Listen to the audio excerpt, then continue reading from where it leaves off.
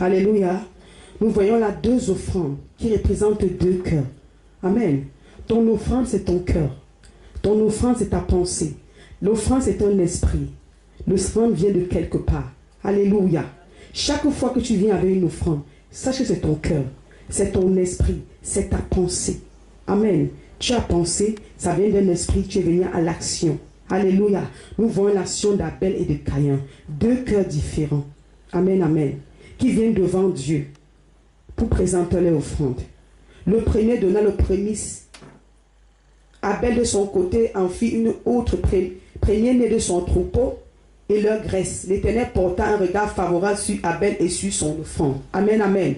Et nous allons aussi voir Caïn qui est venu avec les prémices, alléluia, de son champ. Amen. Pourquoi le sacrifice d'Abel avait été agréé par Dieu? C'est parce qu'il avait donné son meilleur et de son cœur. Alléluia. Il avait mis Dieu au premier plan. Si nous voyons bien, c'est sûr que Abel, lui, il avait d'abord peut-être vendu ses fruits, trié ses semences et gardé. Il a dit que bon, le reste, c'est là. C'est son cœur, c'est qui il est vraiment, la source où il vient. Caïn, il va venir donner ça à Dieu. Amen, amen. C'est deux chrétiens différents.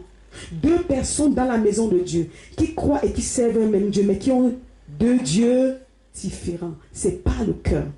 Alléluia. Nous allons voir les fruits que ça va porter à la fin. Ce n'est pas parce que tu es à l'église, alléluia, que tu es qualifié. C'est ton cœur qui te qualifie. Amen, amen.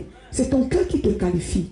Nous allons voir les œuvres de Caïn. Quand il va tuer son frère, on va connaître la pensée, son esprit qui le conduisait à faire cette offrande. Amen, amen. Ne sois pas comme Caïn. Sois comme Abel. Tu donnes le meilleur de toi. Amen, amen. Parce que tu n'apporteras pas ce qui est mauvais à ton ministre, à des grands de ce pays. Tu choisiras le meilleur. Parce que tu sais ce qui vient derrière après.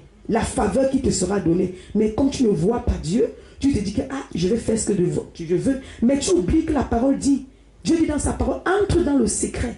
Prie ton Père qui voit dans le secret, il te regarde, il te répondra. Amen. Chaque fois que nous sommes ici, mon frère, ma soeur, que ton cœur soit pur. Que ton cœur soit sincère. Donne le meilleur de toi. Quand on dit meilleur, ce n'est pas que tu vas aller porter tout ce que tu as pour donner à Dieu. C'est le meilleur. Dieu a quel plan dans ta vie? Quel plan il occupe? Est-ce que le premier plan ou le second plan, tu fais d'abord tes choses avant d'amener le reste à Dieu? Amen. Comme pour les dîmes et les offrandes et tout le reste. Est-ce que tu fais d'abord tes choses? Tu dis que bon Seigneur, on a dit que je paye la dîme, mais je vais voir ce mois-ci. Si je peux jongler le mois prochain, je vais compléter. Alléluia. C'est ton cœur. On voit déjà ton cœur. Où est ton cœur sera ton trésor. Amen. On a vu le cœur d'Abel. On a vu le cœur de Caïn. On a vu deux offrandes devant l'autel. Ils sont venus donner à l'autel. Tu peux donner un autel physique, mais tu dois un autel spirituel qui reçoit. Vraiment, et te bénit en retour. Ce n'est pas au pasteur que tu donnes. Chaque fois que tu fais quelque chose dans la maison de Dieu, oublie l'homme de Dieu. Parce que l'homme de Dieu ne peut rien te donner si Dieu n'a pas mis en lui pour nous donner. C'est un vase. Chaque fois que tu viens devant l'autel, c'est à Dieu que tu remets. Et lorsque tu remets de tout ton cœur, la bénédiction coule. Pourquoi beaucoup de gens viennent s'aimer et ne reçoivent pas après? Ils sont confus. Parce qu'ils ont donné de leur superflu. S'il n'a pas beaucoup, il ne donne pas. Amen. Ne sois pas de ceux qui donnent ton superflu. Donne ton meilleur. Donne le meilleur. Nous allons voir, c'est le cœur. Nous allons voir l'histoire de la femme qui venait, lorsque dans la parole, on venait mettre les pièces d'argent. Les pharisiens ont mis de leur superflu pour montrer qu'ils sont grands.